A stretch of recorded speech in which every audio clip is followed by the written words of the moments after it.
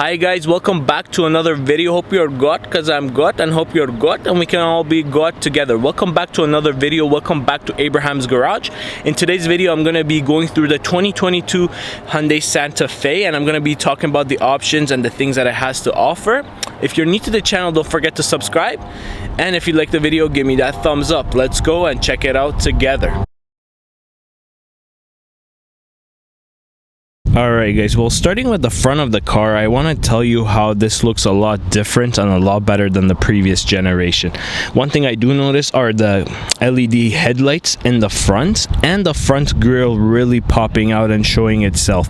I really liked what Hyundai has done with their all new type of lineups. As you know, this is an SUV, but this look is kind of an aggressive look, so it's kind of like a sporty SUV. Something you do notice is the chrome work around the car. It's not really chrome, but it's the silver that looks like the chrome, makes it really pop out from the distance. And as you can see, you have the LED lights. Look at it right there. Coming onto the side, as you see, we do have the bottom panel right there, all covered up in gray. Something, again, like I said, you do notice from far away. And this is the look of the side of the car. And as you know, like many other SUVs, the back windows do come a little bit tinted from the front ones. So view of the side of the car. The tire size for this particular model is 235/60/18. And now let's go to the back side of the car and check out the back side look and lights of the car. So something I really do like about these new Hyundais, everything from the lineup, is that they look so much different and they look so much better than the competition. Now quality wise might be the same as before, but in terms of looks, I think they really did one up from everybody else, and also from their own previous generation. As you can see, this car, the headlights and the taillights looks very nice. And this is a view from this side of the car. Alright guys, as you know, this car does have keyless entry with a button here to lock and unlock the car. So let's go inside and check it out, see what it has to offer. Alright guys, getting in the car, we have an all new design for the inside as well. Alright guys, so on the left side we do have the mode button that controls basically different modes of your stereo, satellite radio, and disc MP3.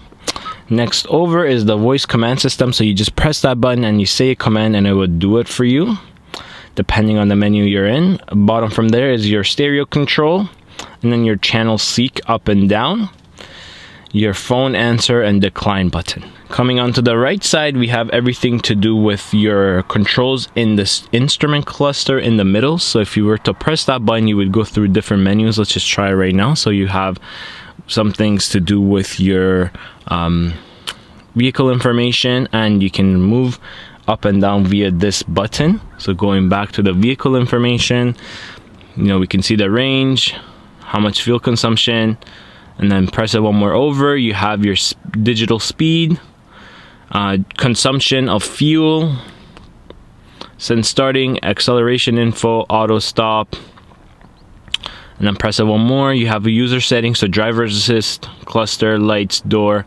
convenience, units, reset. Press it one more for your tire pressure, and then going back, you have the menus repeating again. And then you would basically use this to go up and down. So this would be used for your cruise control. This would be for your lane keeping assist, and this would be for your distance assist. So you press that button to have the distance between you and the front car being managed, and you can set that how much you want and how much you don't want it.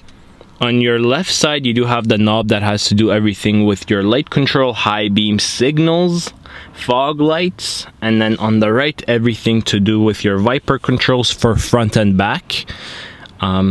You also do get paddle shifters on the car if you want to drive manual, so you have those to go up and down. Going on to the side, you have your traction control button located right there, lane keeping again right there, and your dimmer for interior located right there. So to increase and decrease the amount of light you want to get on the interior, you would use this button. Moving down, we have the automatic parking brake. It is located in an interesting situation because usually that's located in the middle of the cluster if it's a pull and a push, but that one's located where the foot parking brakes usually were, on the left or on the older cars, and just press to disengage. Coming down to the side, we have here your window controls. Look at it right there. Central lock, look at it right there. And then windows are fully automatic. And then your window lock control for the kids. Alright guys, coming to the middle, we do have this screen where it basically controls everything in your system. So what we have, if you to press setup, we have sound, device, display, buttons, general, Bluetooth, Wi-Fi, vehicle. So it's just to show you vehicle, we click on the vehicle and it shows you drivetrain mode, climate. Going back to the home, you have this screen coming up for your home. You can press this button to go to all menu, and then you have different options being shown, like your phone, Bluetooth, user manual, notification, voice memo, climate. Moving it over, you have quiet mode, radio setup, valet mode. So interesting how this car has valet mode. Usually valet mode is available on cars with higher horsepower, so you can close it down and basically be safe as you're giving it to someone you don't know, and also blocking your personal information. And interesting how this car has that option as well. As you can see in this menu right here is your sent home menu. You have your radio on the side, and you have the setup button. So if we were to press setup button, we go back. You also do have a setup button located right there, so you can use either or. Unfortunately, this car does not have a navigation pre-installed on it, but you can use your Apple CarPlay or Android Auto to connect that and play that, you know, on the full big display. We have on the left side your radio button first, media button second, and then your favorites. This button will turn it on and off, so media off, and then the volume control will be located with that as well. Going over to that side, you have your seek, your track, and your setup, and then obviously to increase and decrease different things in different menus is located right there. Alright guys, moving down, we have the hazards button located right there. Coming down, you do have dual zone climate control. The climate control buttons are fairly simple. You have auto, the front, rear defrost, keeping the air in the car and out of the car, syncing both sides, turn the whole system off, AC, controlling your fan speed, and then controlling where you want the climate and the air to come out from, so from the bottom, front, or wherever.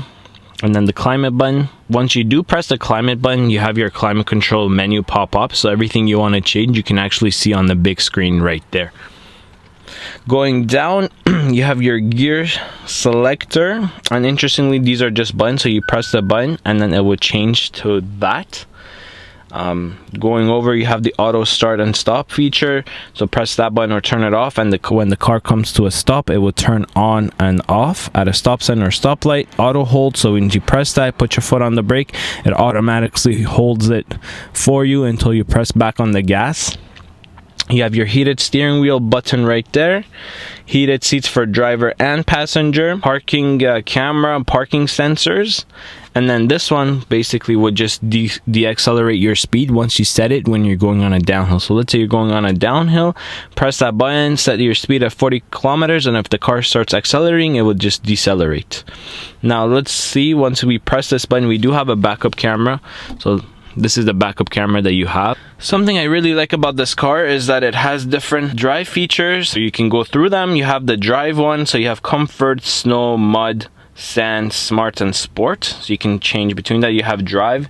If you press it one more time, you have train, so you just go through that, and if you press it, you just go through the comfort, smart, and smart one. So basically you have to press the button in the middle first, then you can switch between the different type of menus to go through it and select those. And something interesting is with this particular one, even though it's not the highest trim one, you do have the manual shades for the back, something very good to have. Alright guys, well that's a full review of the 22 Hyundai Santa Fe. If you like it, give me a thumbs up, and if you're new to the channel, don't forget to subscribe. Also, don't forget to leave a comment down below to tell me what you like about this car or what you think of this Hyundai's new design. Hope to see you soon in my next video. Have a good one.